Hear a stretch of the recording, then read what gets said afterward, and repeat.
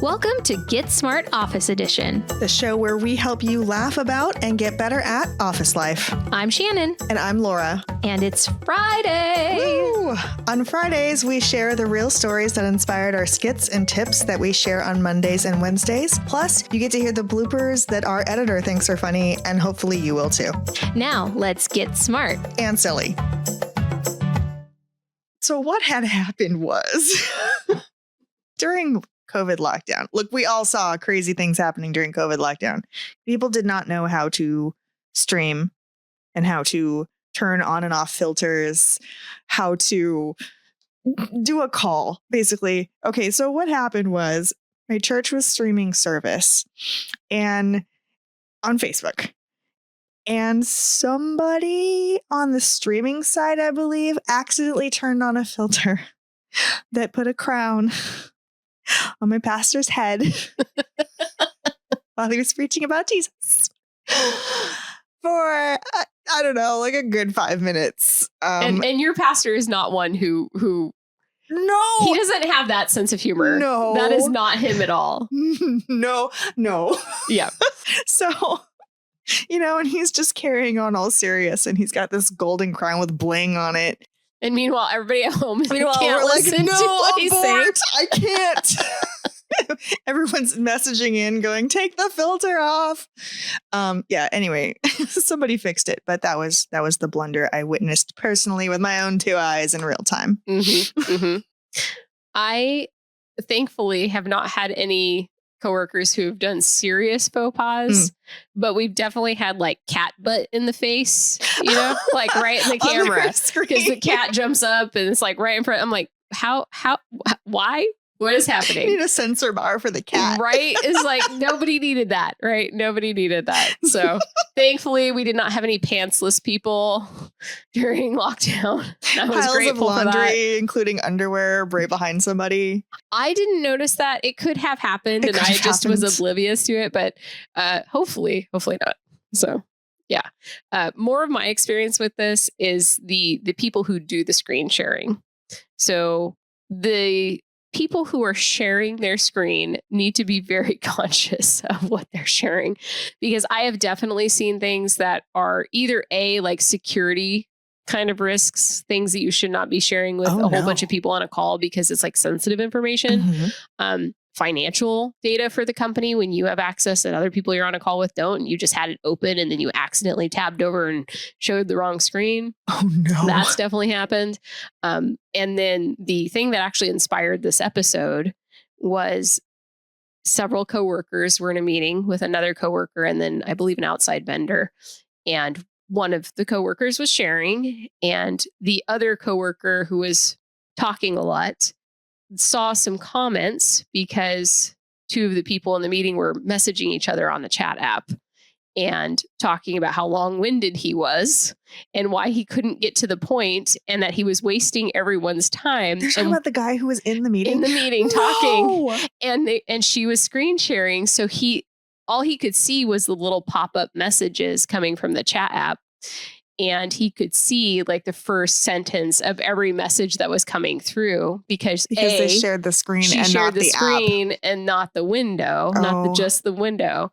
And because she didn't bother to turn her chat onto Do Not Disturb. We're all shaking our heads here. And then I found out about this because my boss had to send out a message to everyone to say, please remember that when you're screen sharing, you should put your chat messages on Do Not Disturb.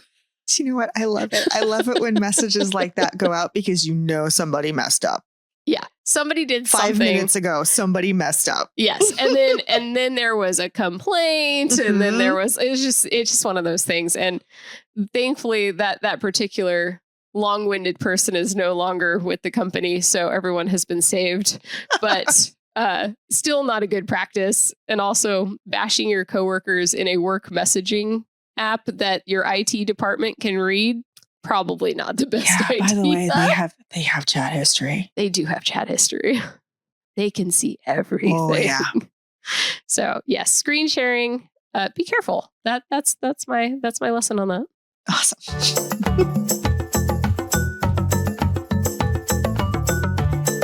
Okay, we did the for sure vibes thing. Oh gosh. I have so many thoughts about this. Tell me. But first I'm going to tell you where I was the person who did this. I used to use the word like a lot. Like for sure, like a real lot. Stop. So when I started in my second office job, one of our mutual good friends noticed that I used the word like as a filler word almost every other word. Was it your It was my for sure. And that was a real for sure, not a for that sure. Was a for real sure. For sure. Yeah. Okay. So do I need to start counting, Shannon? I used it as and it wasn't an or it was like. So instead of trying to call me out on it every single time verbally, what our friend did was he would just start counting on his hand. And as he started counting, eventually I would notice that he was counting and I would realize I was using the word like all the time. And over the course of probably, I would say, 2-3 months or so, just having lunch with him, I really stopped using the word as my filler word. I also did not replace it with or Now I just try to take a break in my sentence when I'm trying to think of the next word. So I don't have too many filler words. I do still say and Did he tell you did he just do the counting thing, or did he advise you to slow down if you don't know what you're going to say before you start saying a sentence? He actually didn't advise me to slow down, but I realized that when he would start counting, why I was using the word like, and it was usually in context of, telling a story about something that happened, especially something frustrating that had happened with coworkers, where you're saying, and then he was like, and I was like, and then we were like, and then it was like, and it was bad. It was bad. So instead of saying he said, you say he was like. Yep. Yeah. That's it. So I had both going on. So I had the he was like and I was like, but I also had the like as the or the That's a lot of likes. A lot of likes. I really liked my likes. I know. I remember. You knew me in those days. I witnessed it. It didn't work.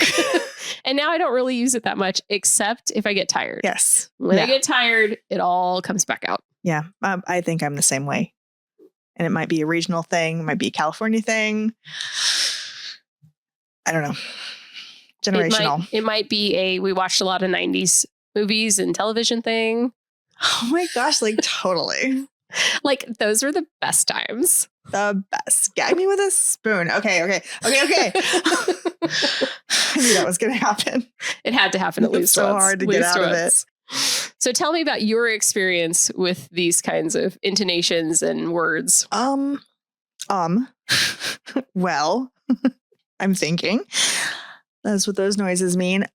I currently have 2 new coworkers who are younger.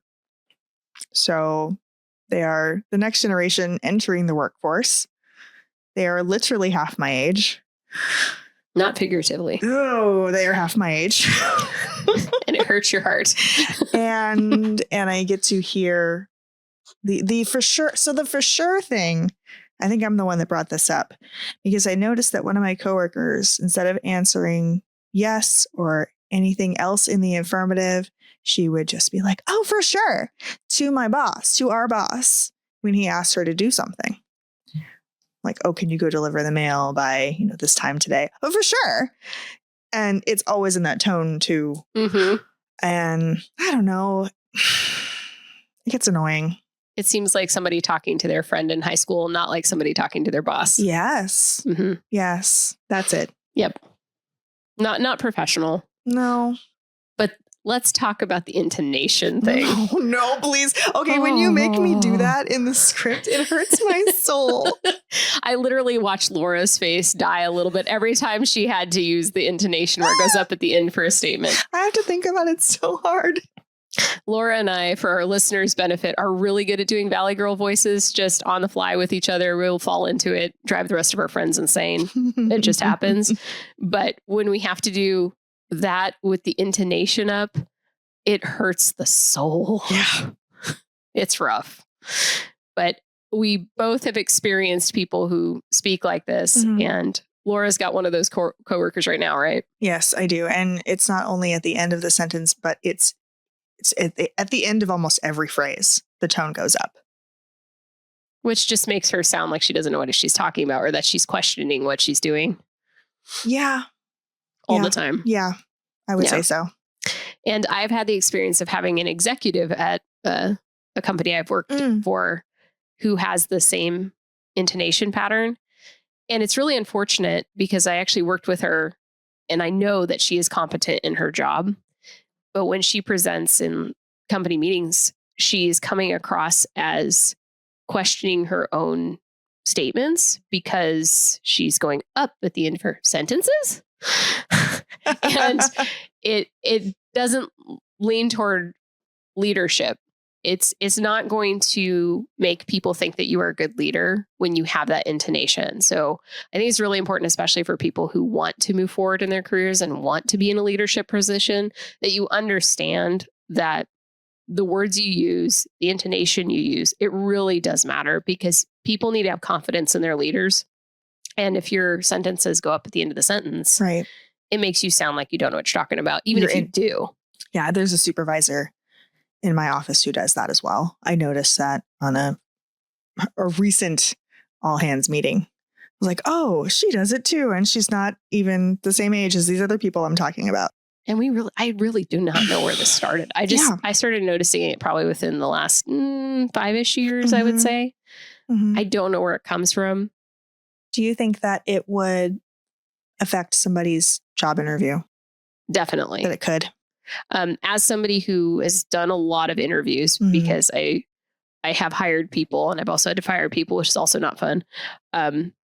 It is one of those things where I have to actively recognize they're doing that and try to move past it, because it can determine whether or not I will hire someone depending on what role they're in. So if they're in a role where I need them to go speak to other people and be taken seriously and competently to get the job done, I'm less likely to hire someone who does the intonation up at the end of a sentence because I know how they're going to come across. It doesn't mean I won't hire them. It's just, it's going to hurt them. It's them shooting themselves in the foot. You would make a note of that in your interview notes. Yes. Because if their job role is to go talk to other people and problem solve with other people and get those people to trust them to do those solutions, I need them to be perceived as trustable. And them questioning themselves, at least from a perspective, is not going to help with that. So it doesn't mean that like they aren't going to be good for other jobs. If I wanted to hire somebody to, run the kids' bounce house, this would be great because everything sounds a little bit more fun. And maybe that's the reason that people do it. Like it sounds a little bit more friendly, I guess. Yeah, that could be it. Maybe that's where this comes from. I have no idea. So listeners, if you know, please let us know. Seriously. We want to know where it comes from. Okay. I think this is our Friday discussion. Yeah. Thanks everybody for hanging out with the Valley Girls with the wrong intonation. For sure. Have a great week. Okay. Like totally.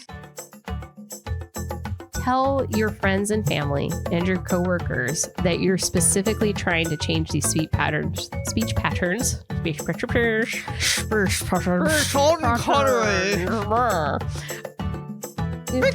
wish it